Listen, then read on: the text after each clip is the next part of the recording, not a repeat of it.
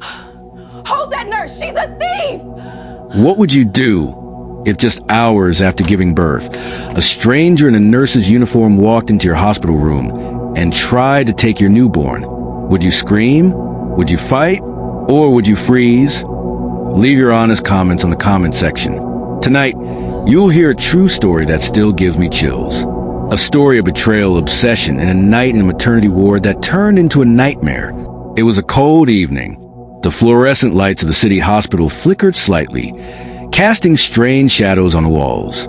My newborn, my bundle of joy, slept peacefully in a white cot next to my bed. I should have been resting too, but something about that night felt off. Hours after I delivered my baby, I was alone in the maternity ward. My husband had gone home to pick something up. My sister had stepped out to find food. She hadn't eaten all evening. The nurses who had attended to me earlier were nowhere in sight. The room was dim and quiet.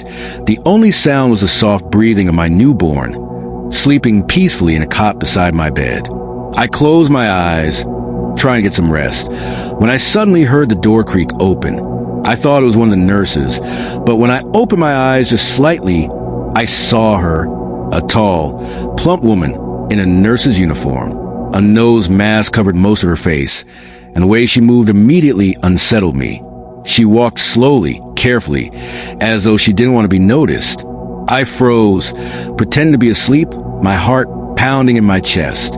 She crept closer to my baby's cot, bent over, and gently lifted my child into her arms. She turned, heading for the door, and that was when I snapped my eyes open and bolted upright. "Where are you taking my baby to?" I asked, my voice trembling. She jolted. Even though she tried to hide it, I saw her hands tremble. Then she gave a low, nervous chuckle. The baby? We need to take her weight." "I mean, his weight?" she stammered. My heart sank. Something wasn't right. I remembered clearly. One of the other nurses had already taken my baby's weight earlier in the evening. Why would they need to do it again? "Give me my baby," I demanded, trying to get off the bed despite the pain shooting through my body. For a moment, she hesitated, then reluctantly stepped forward and placed the baby back into my arms. Without another word, she turned and hurried toward the exit. But as fate would have it, the moment she reached the doorway, she bumped directly into my sister, who had just returned with food. The tray tumbled to the ground, spilling everywhere. "Hold that nurse. She's a thief." I screamed. My sister didn't wait for an explanation. She dropped everything and lunged at the woman, wrapping her arms tightly around her waist. The two of them struggled as I continued to shout for help. Within seconds, other staff rushed in, pinning the woman down. That was when the truth spilled out like ice water. The mask was yanked off. Everyone froze. She wasn't a nurse. She wasn't even a hospital staff member. And when I saw her face, my breath caught in my throat. It was my husband's heartbroken ex. The entire ward fell silent. The woman sat on the floor, her mask pulled down, her face twisted in defiance. My sister tightened her grip on her arm, as though afraid she would try to escape again. I couldn't believe what I was seeing. My husband's ex. The same woman he had once loved before meeting me. The same woman he once told me had left him heartbroken when she moved on. But here she was dressed in a stolen nurse's uniform, trying to steal my child. I clutched my baby tightly against my chest, my body shaking. "What do you want with my baby?" I demanded, her lips curled into a bitter smile. "That child doesn't belong to you," she spat. "Do you know how many nights I prayed for this moment? How many nights I begged him to stay with me? And now you come out of nowhere and give him what I never could." Her words sent chills through my body. I looked around in disbelief at the stunned nurses and staff. My sister's jaw dropped. "You're insane," my sister hissed. But the woman only laughed bitterly. "You think he loves you? You think he's happy? He's only with you because of that child. That baby is the reason he looks at you and not me. Without it, you are nothing." My stomach churned. I wanted to scream to deny her, but deep inside, her words pierced me in places I didn't want to admit. Was she telling the truth? Had my husband truly not moved on from her? The head nurse finally stepped forward, her face dark with anger. "You have no right to be here. This is a hospital, not a playground for your jealousy." She turned to the security men. "Take her to the police immediately." But before they could drag her away, she twisted her head toward me, her eyes burning with hatred. "This isn't over," she said coldly. "If I can't have him, I'll make sure you'll never keep him either. Mark my words, you will regret ever taking what's mine." Her voice echoed in the ward long after they dragged her out. I sat trembling, clutching my child, my sister rubbing my shoulder gently. But her words had planted a seed in my heart. Why did she sound so certain? Why did her bitterness feel so sharp, as though she knew something I didn't? When my husband finally returned and I told him everything, his face drained of color, his lips parted as though he wanted to speak. But then he shut them tight. I stared at him, my chest tightening. "What aren't you telling me?" I whispered. He looked away, and in that moment, I knew this story was only beginning. My husband stood frozen at the edge of the bed, his eyes locked on the spot where his ex had been dragged away. His hands trembled slightly, though he tried to hide it by shoving them into his pockets. I kept staring at him, waiting, begging for an explanation. Why was she here? Why would she do this? What aren't you telling me? He swallowed hard, his jaw clenched. "She's just bitter. She can't stand to see me move on. That's all." But I wasn't convinced.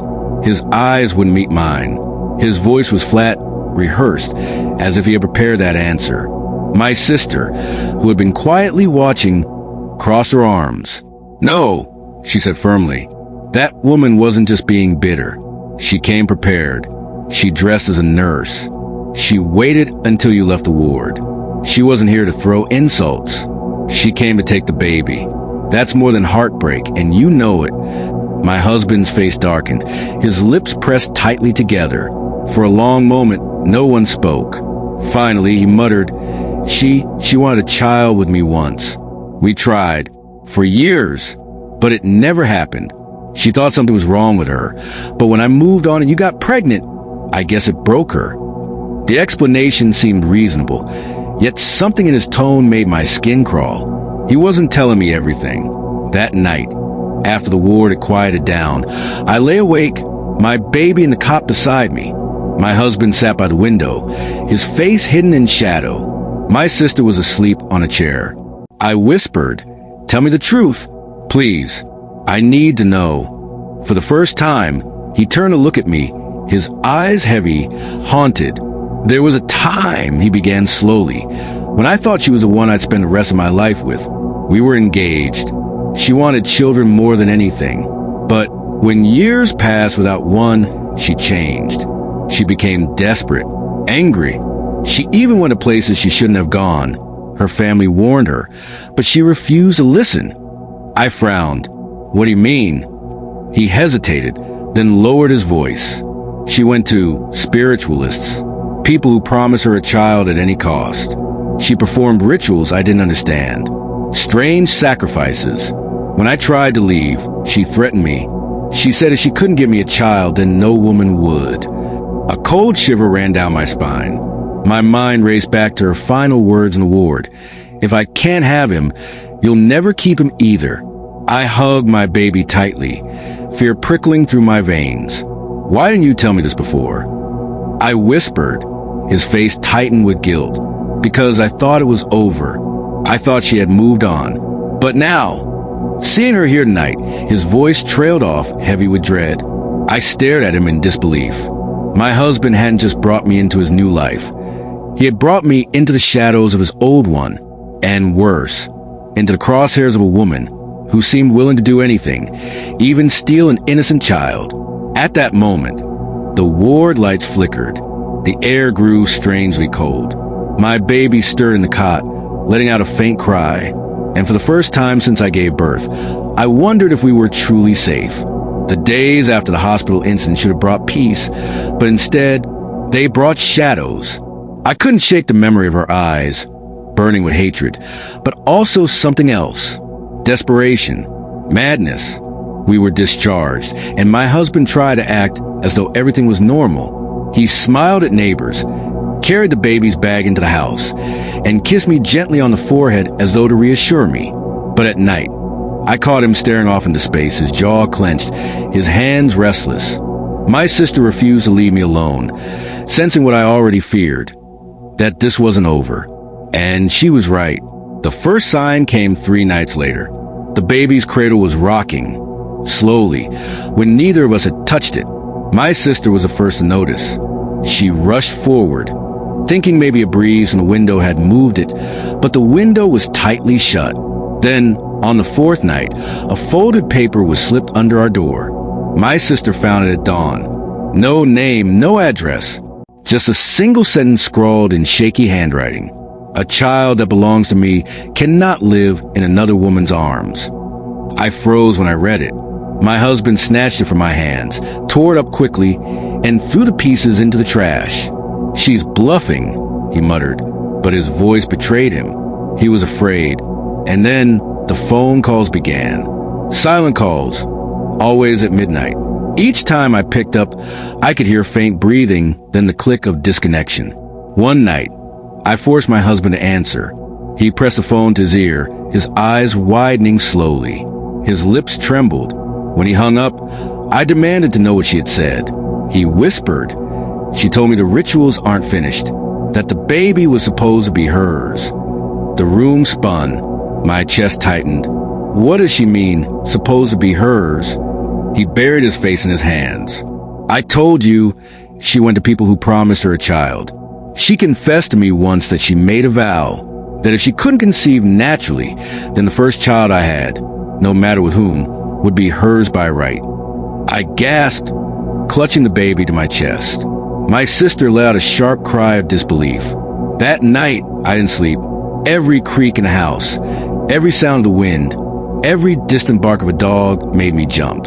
I held my baby so tightly I feared I would hurt her. But deep down, I knew the truth. This woman wasn't bluffing. She wasn't just jealous. She believed the child in my arms belonged to her. And she wasn't going to stop until she had her. The tension in our home became unbearable. My sister barely slept, always listening for her footsteps outside.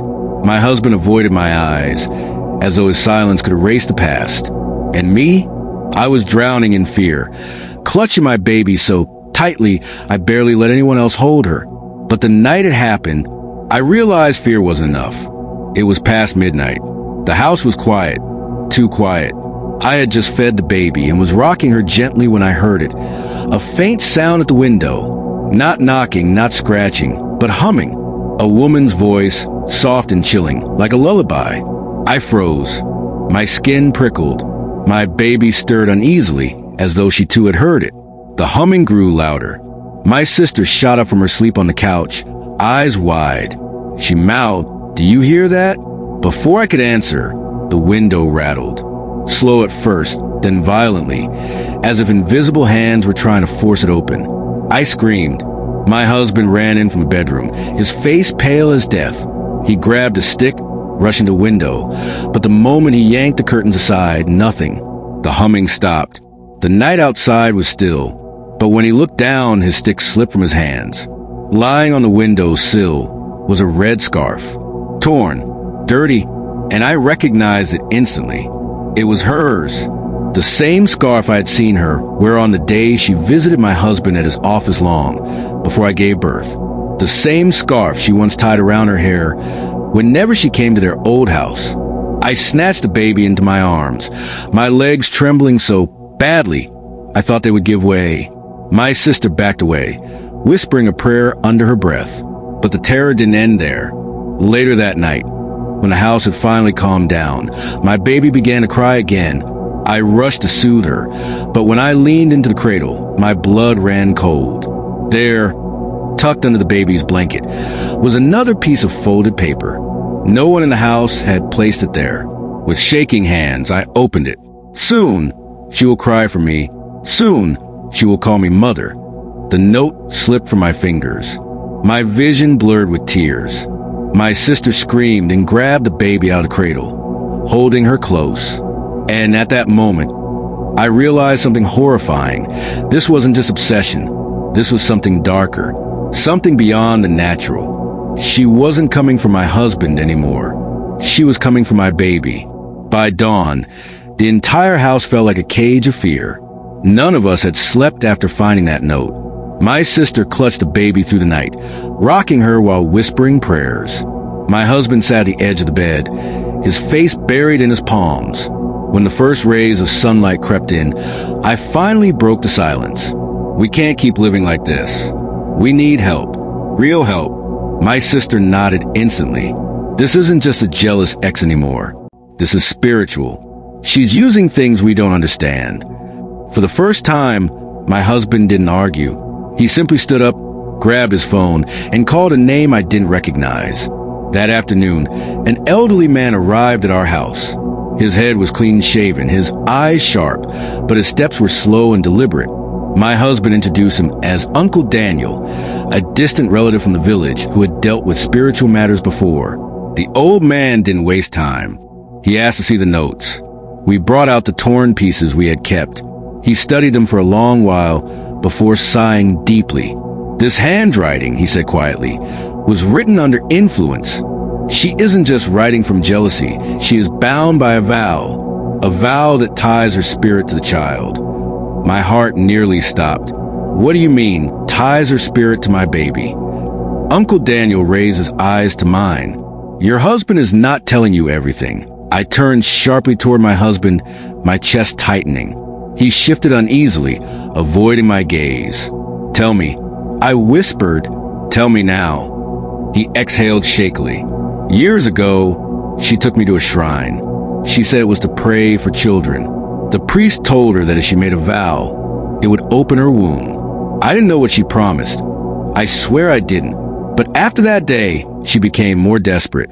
And when nothing happened, she started to hate me. Uncle Daniel shook his head. She promised the first child that would ever come from your bloodline, not just hers. Any woman who bore your child would owe her.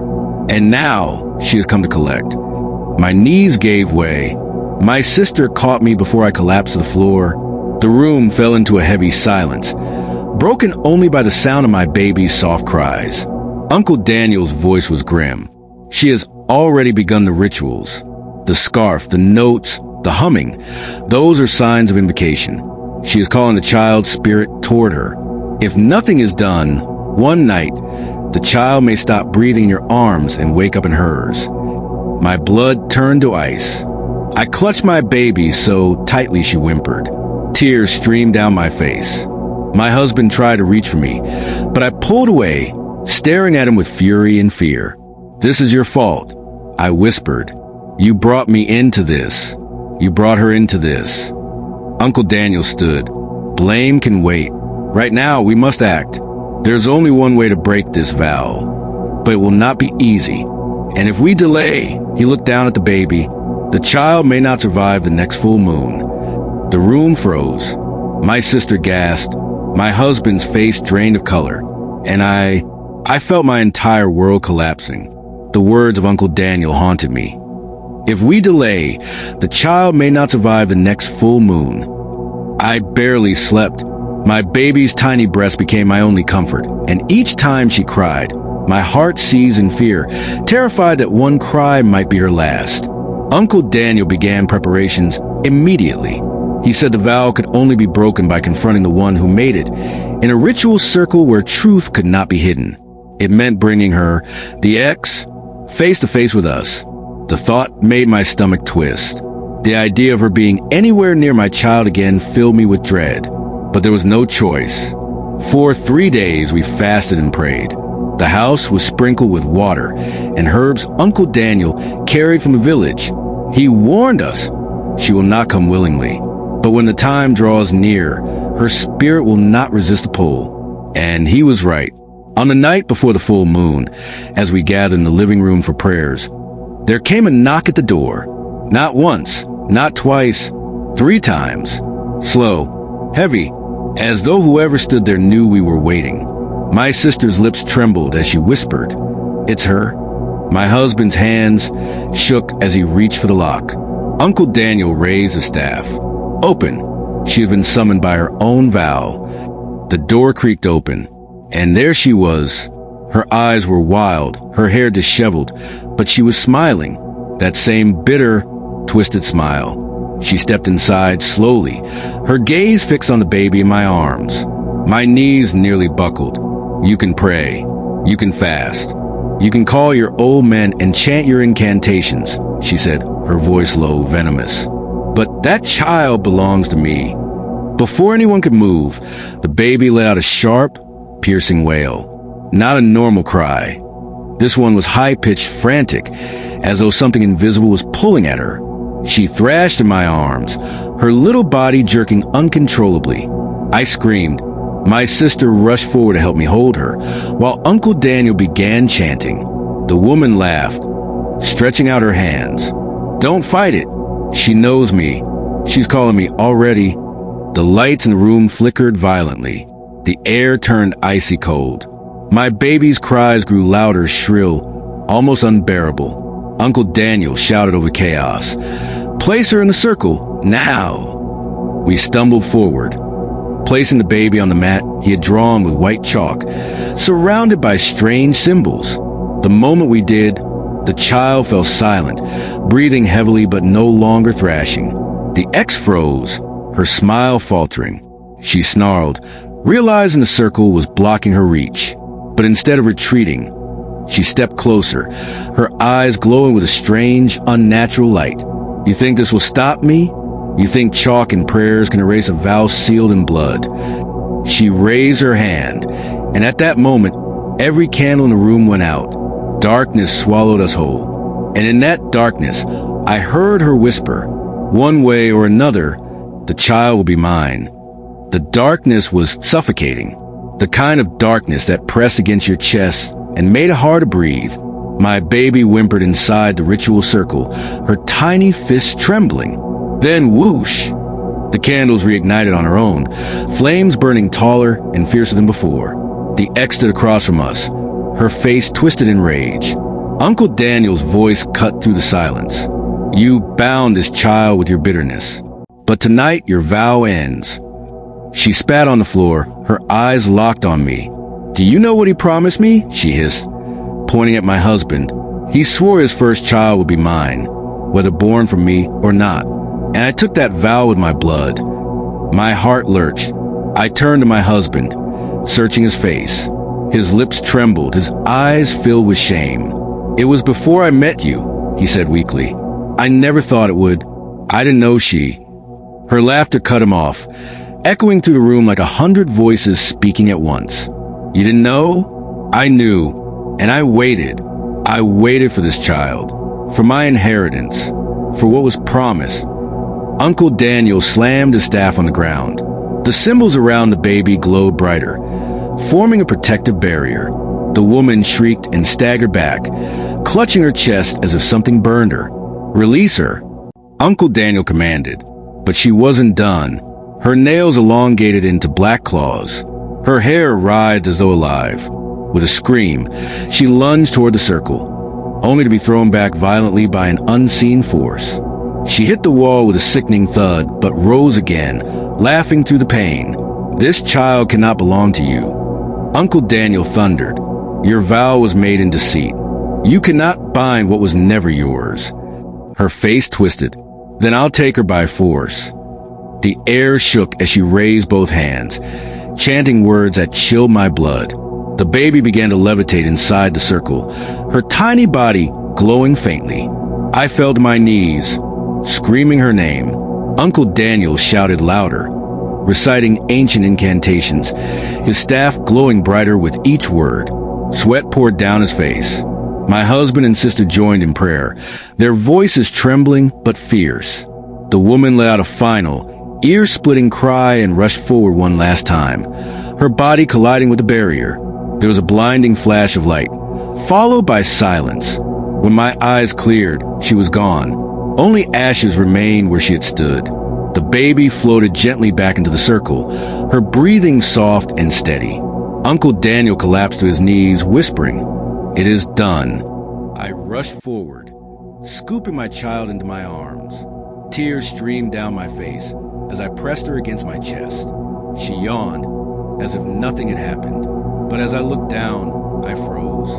On her tiny wrist was a faint red mark, a symbol, the same one Uncle Daniel had drawn on the floor. He saw it too. His face darkened. The vow was broken, but the mark remains. I clutched my child tighter, my heart sinking. What does that mean? I whispered. Uncle Daniel looked at me with heavy eyes. It means she is free, but the shadow of that vow may follow her.